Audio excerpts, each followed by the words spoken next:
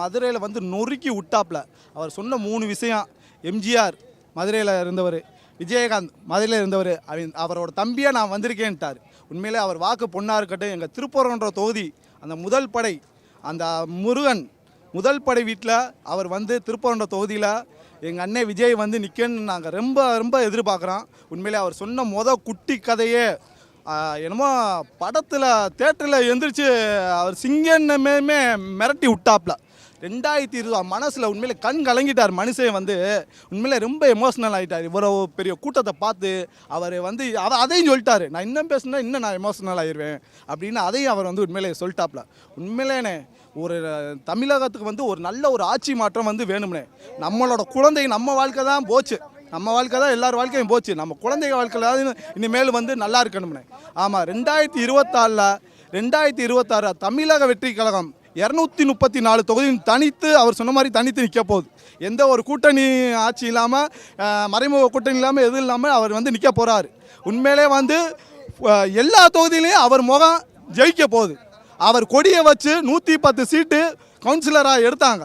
இந்த டீப் அவர் முகத்தை வச்சு ஒவ்வொரு தொகுதியிலையும் அவர் நிற்கிறது வந்து அவர் முகம்தான் நிற்க போகுது. அவரோட முகம்தான் ஒவ்வொரு வீட்லேயும் நிற்க போகிறான். இன்னைக்கு அடிமட்ட தொண்டை வந்து எம்எல்ஏ ஆக போகிறான், அமைச்சராக போகிறான், எம்பி ஆக போகிறான். உண்மையிலே தமிழகத்துக்கு வந்து நல்ல ஒரு மாற்றம் வந்து நம்மளுக்கு வந்து ஒரு நல்ல லைஃப் வந்து அந்த ஆண்டவன் வந்து கொடுக்க போகிறான். இந்த இதை வந்து நம்ம விட்டுட்டோம்னா, அந்த அண்ணன் சொன்ன மாதிரி வைரத்தை விட்டுட்டான், தங்கத்தையும் விட்டுறக்கூடாதுன்னு. அது மாதிரி விஜயகாந்த் சார் விட்டுட்டான். நம்ம வந்து எங்கள் அண்ணன் விஜயை விட்டுறக்கூடாது. கண்டிப்பாக அவர் வந்து திருப்பரங்குன்றம் தொகுதியில் எங்கள் சார்பாக நான் கேட்டுக்கிறோம். அவர் வந்து நிற்கணும். அவர் வாயாலே சொல்லிட்டாரு, திருப்பரங்குன்றம், மதுரை மேற்கு, மதுரை கிழக்கு ரொம்ப எதிர்பார்த்தேன்.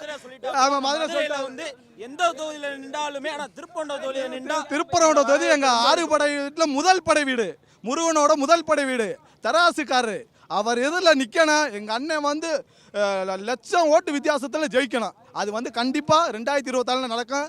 பால முருகனை நான் சொல்கிறேன், சரவணகுமாரா இதை வந்து நாங்கள் பதிவு பண்ணுறோம். அந்த முருகனோட ஆசீர்வாதம் சொல்ல போனால், ஏன்னா வந்து எந்த கட்சியுமே எதிர்பார்த்துருக்க மாட்டாங்க இப்படி ஸ்பீச் கொடுத்துருப்பாருன்னு. ஆனால் எல்லா கட்சி எல்லாருமே வந்து இந்நேரம் டிவியில் இருந்துட்டு பார்த்துக்கிட்டு எல்லாருமே அமைதியாக இருப்பாங்க, வாயை மூடி இருப்பாங்க. இந்நேரம் தெரிஞ்சு இதை நான் பதிவு பண்ணிக்கிறேன். எல்லாருமே சொல்லியிருக்காங்க. எப்படி சொல்லியிருக்காங்கன்னா, விஜய் வந்து இப்படி வெளியில் இறங்கி போராட்ட மாட்டான்னு சொல்லியிருக்காங்க. அடித்து உடச்சாப்புல இந்த மாநாட்டில், அடுத்து இறங்க போகிறாப்புல வெளியில். இப்போ ஒரு ஓட்டுலையும் தெரிக்க போது தளபதி ஓட்டு.